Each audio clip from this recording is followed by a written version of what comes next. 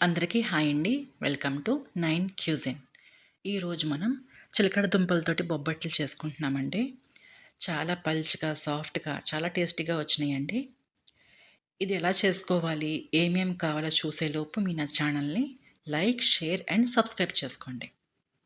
ముందుగా అయితే మనకి అర కేజీ చిలకడ దుంపలు కావాలండి. వీటిని బాగా కడిగేసుకోండి. కడిగేసుకున్న వీటిని మనం కుక్కర్‌లో వేసుకొని 2 విజిల్స్ చాలండి. ఎక్కువ అవసరం లేదు. ఎందుకు అనంటే మనం చిలకడ దుంపల్ని తురుముకోవాలండి. అందుకని 2 విజిల్స్ చాలు. ఇది ఉడికేలోపు మనం పిండి కలిపేసుకుందాం. బొబ్బట్ల పిండి. ముందుగా అయితే మనకి బౌల్‌లో ఒక అరకప్పు మైదా, కొద్దిగా ఉప్పు, కొంచెమంతా రవ్వ. రవ్వ అంటే మనం ఉప్మాలో వాడుకునే బొంబాయి రవ్వేనండి వాడుతుంది. ఈ రవ్వ ఎందుకు వేసుకుంటున్నామంటే మనకి బొబ్బట్లకి స్టిఫ్‌నెస్ కోసం, ఆ తర్వాత టెక్స్చర్ కోసమండి. మీరు ట్రై చేయండి ఒకసారి. చాలా బాగా వస్తాయి రవ్వ వేసుకోవడం వల్ల. ఇక్కడ మనం కొంచెం కొంచెం నీళ్లు వేసుకుంటూ మనం పిండిని కలుపుకోవాలండి. ఎక్కువ నీళ్ళైతే పట్టవండి. చాలా కొంచెం పడతాయి. మీరిక్కడ పిండి చూసుకుంటూ కలుపుకోండి. మీకు ఒకవేళ పలచబడిపోతే కొంచెం పొడి పిండేసుకొని మళ్ళీ కలుపుకోవచ్చు. పిండి గట్టిగా అయిపోతే మాత్రం కొంచెం అంతా నీళ్లు పోసుకొని కొంచెం పలుచగా వేసుకోండి.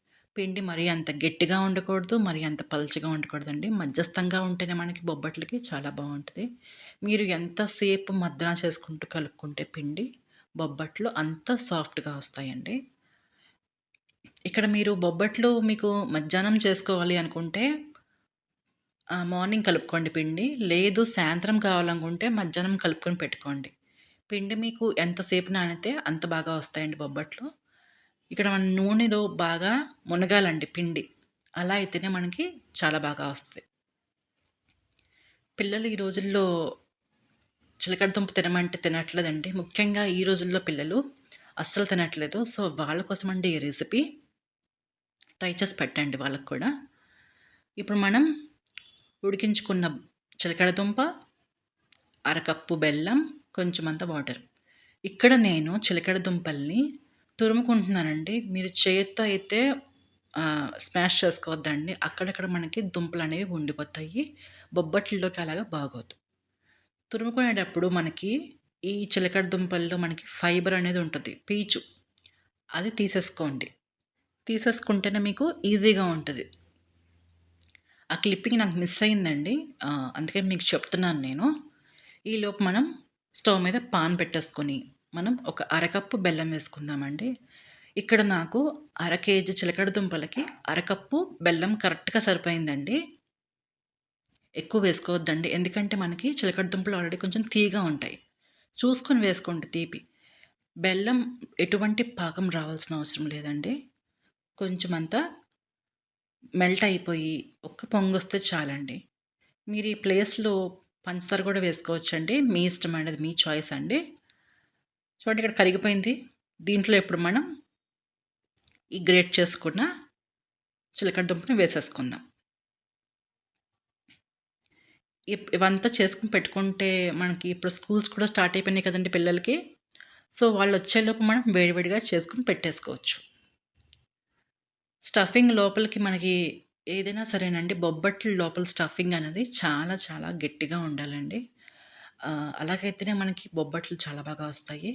ఒకటి ఇదే కాదండి మీరు ఏ స్టఫింగ్ చేసుకున్నా సరే బొబ్బట్లలోకి చూసుకోండి ఒకసారి స్టఫింగ్ లోపల ఎలా ఉందన్నది. నేనిక్కడ యాలకుల పొడి, కొంచెమంత నెయ్యి వేశానండి. నెయ్యి స్కిప్ చేయకండి. నెయ్యిలో వేగితేనే మనకి చిలకడ దుంప టేస్ట్ బాగా బావుంటది. చూడండి ఇలా రావాలి. ఇలా వచ్చినప్పటికి మనకి కరెక్ట్‌గా కుదిరినట్టు లోపల స్టఫింగ్. ఇప్పుడు దీన్ని మనం స్టవ్ ఆఫ్ చేసేసుకొని పక్కన పెట్టేసుకుందామండి. నాకైతే అర కేజీకి 10 వరకు వచ్చినియండి బొబ్బట్లు. చూసుకోండి మీరు ఎక్కువైతే ఫ్రిడ్జ్‌లో పెట్టుకున్నా గూడా మీరు మరుసటి రోజే మీరు వాడేసుకోవాలండి. ఎందుకంటే దుంప కదండీ! పాడైపోయే గుణం ఎక్కువుంటది. అందుకని మీకు చెప్తున్నాను. ఎక్కువ రోజులు స్టోర్ చేసుకోవద్దండి ప్లీజ్. ఇక్కడ నేను బటర్ పేపర్ తీసుకున్నానండి. ఖచ్చితంగా ఉండాల్సింది బొబ్బట్లకి ఏంటి అంటే ఈ బటర్ పేపర్. దీనికి నేను ఆల్రెడీ ఆయిల్ అప్లై చేసి ఉంచుకున్నానండి. ఈలోపు మనం పిండి కూడా చూసేద్దాము. బాగా నానిపోయింది. ఇది నేను అమెజాన్‌లో కొనుక్కున్నానండి బటర్ పేపరు. మీకు లింక్ కావాలంటే నేను డిస్క్రిప్షన్ బాక్స్‌లో ఇస్తాను చూడండి. ఎప్పుడైనా సరేనండి బొబ్బట్లు చేసుకునేటప్పుడు లోపల స్టఫింగ్ ఎక్కువ, పైన పిండి తక్కువ ఉండాలండి. అలా అయితేనే మనకి బొబ్బట్లు చాలా బాగా వస్తాయి. ఇప్పుడు ఇక్కడ నేను లోపల స్టఫింగ్ పెట్టుకుంటున్నాను చూడండి. ఇప్పుడు మైదా పిండి పైకి లాక్కుంటా మీకు దగ్గర నుంచి చూపిస్తాను.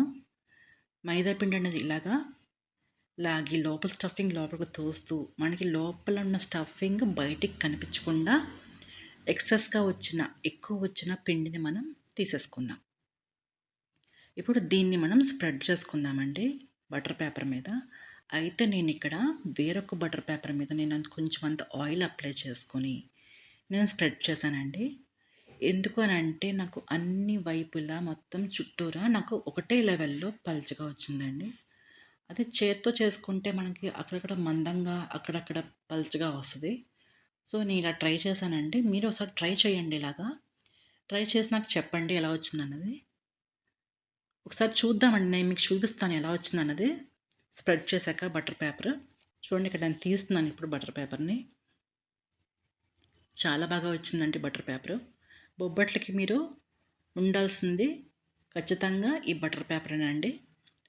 ఇప్పుడు మనం దీన్ని పెనం మీద కాల్చుకుందాం. పెనం మీద వేసేటప్పుడు మీరు చాలా జాగ్రత్తగా ఒక పక్కన నుంచి లాగండి బొబ్బట్టుని. అలా అయితేనే మీకు విరిగిపోకుండా ఉంటది. బటర్ పేపర్ కూడా మీకు ఏం అవ్వదండి. అది కూడా మనకి బేకింగ్ షీట్ అనే అంటాము. ఇక్కడ మనం కొంచెమంత నెయ్యితో కాల్చుకుందామండి బొబ్బట్టుని. మీరు కావాలంటే నూనెతో కూడా రోస్ట్ చేసుకోవచ్చండి. ఇలా మీరు రోస్ట్ చేసుకొని, కాల్చేసుకొని పెట్టేసుకోండి. పిల్లలు వచ్చాక మీరు కావాలంటే ఒకసారి ఓవెన్ ఉంటే మీ దగ్గర, మీరు దాంట్లో కూడా వేడి చేసి ఇచ్చేయచ్చండి.